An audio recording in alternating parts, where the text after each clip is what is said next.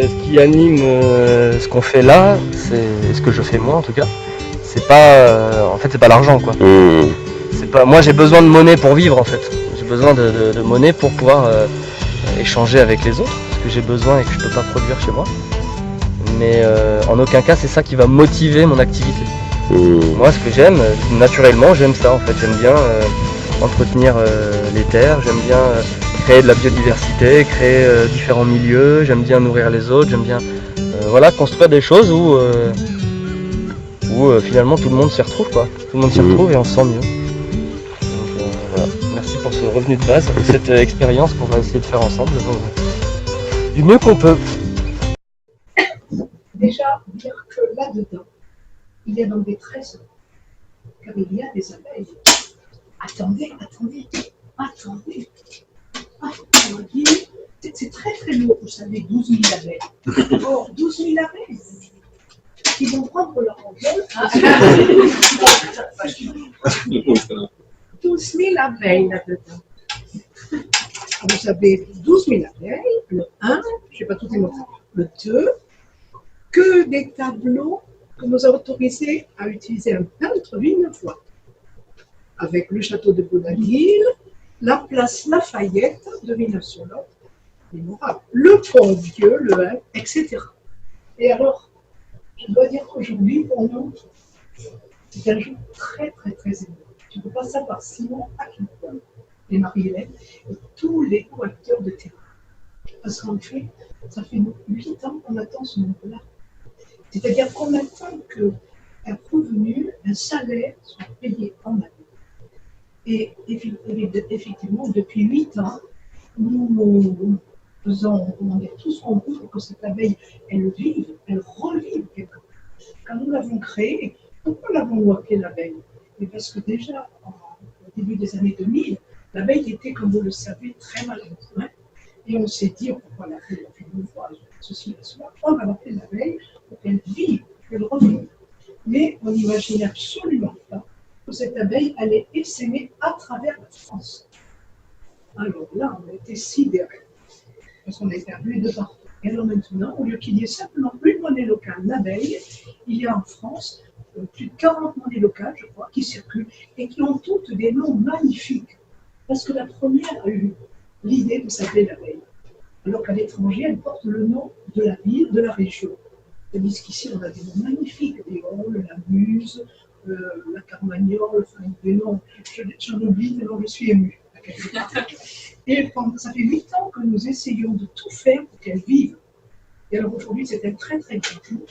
D'ailleurs, dans les acteurs, dans les parrains de l'abeille, je dois d'ailleurs premièrement remercier énormément Philippe de Coupet, car c'est grâce à lui que nous avons créé cette abeille très très rapidement, mais également, qui ont parlé tout à l'heure, Patrick Villeret et André Chacolbec, qui sont des parrains de l'abeille, qui font partie du comité de parrainage de l'abeille.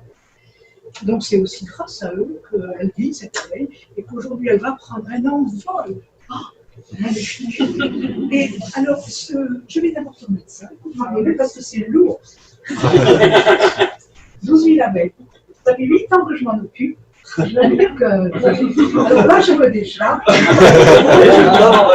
Et ce que je trouve magnifique, c'est que ce revenu de base en monnaie locale soit donné à quelqu'un qui va soigner la terre. Parce que de quoi vous soignez l'abeille? De quoi vous avez l'abeille qui vit? De quelqu'un qui respecte la terre, de tous ceux qui vont respecter la terre.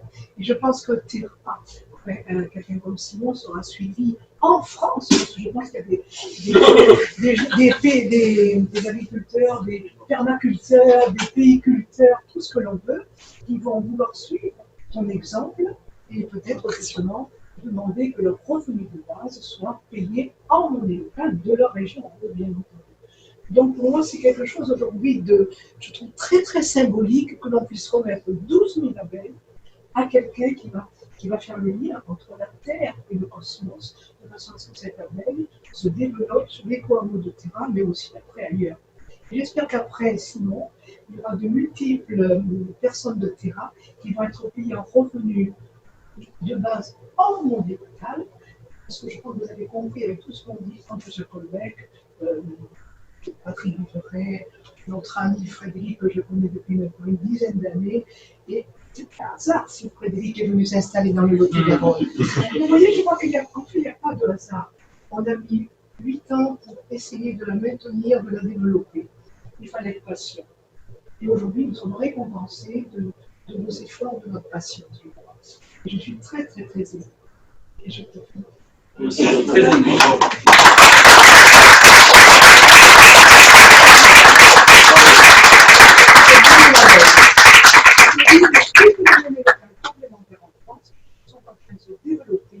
Il faut le dire, les monnaies locales actuellement sont un petit peu comme l'agriculture bio, de qualité, comme tout ce qui est de qualité actuellement, partout en France, mais aussi dans le monde.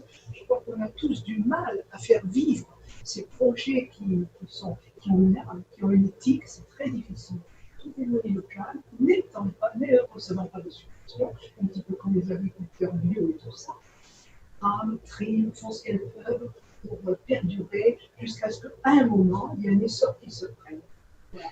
Et comme c'est dans tous les domaines de la vie réelle, les difficultés sont là. On sait qu'effectivement, on est tous conscients, tous ceux qui n'ont plus 20 ans, on va peut-être droit dans le mur, mais il y a une confiance qui nous habite, qui fait qu'on pense qu'on va tout faire pour prendre la tangente, comme le disait, je ne sais pas comment s'appelle cet exemple dont on avait écouté une conférence, et qui disait on ne peut pas revenir en arrière, il n'y a pas de retour en arrière possible. Si on continue, effectivement, on va droit dans le mur, mais faisons tout pour prendre une tangente. Et je crois que c'est finalement le projet de Terra est une belle tangente dans le Lot-et-Garonne. Merci.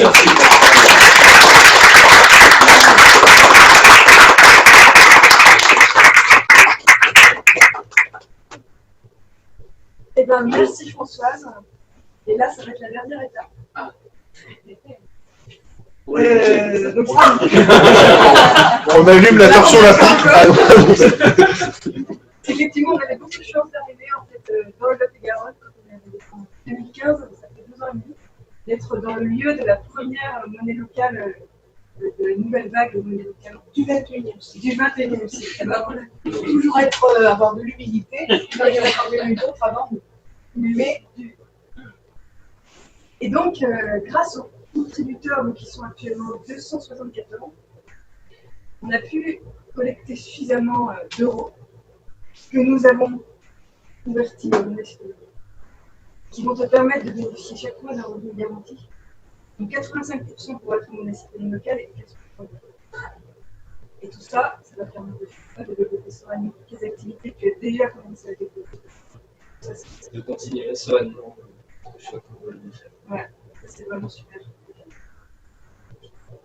Consacrer pleinement. Exactement. L'esprit libre. Donc, et en ajoutant plein de plus-values. J'ai hâte. J'ai hâte de dépenser. Donc, tu n'auras pas tout d'un coup parce que c'est très long. D'accord. C'est gentil pour ça. Et voilà, merci beaucoup.